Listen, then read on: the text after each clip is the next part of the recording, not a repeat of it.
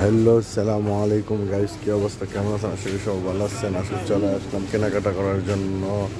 তো ভিডিওটা ভালো লাগলে আপনারা একটা ফলো দিয়ে দিবেন। ধন্যবাদ আপনাকে সকলকে। তো কেমন আছেন? জুমা মোবারক আজকে সকলকে জানাই ধন্যবাদ ও অভিনন্দন। আজকে আপনারা সবাই আইসা পড়বেন। আজকে ফ্রি আছি, তো দোকানে তো বুঝেন তো, আর কি বলবো আপনাদেরকে। তো কেমন আছেন সবাই? ভালো থাকবেন, সুস্থ থাকবেন। না বুড়ো 3 বার লা। তো আশা করি সবাই ভালো আছেন। আজকে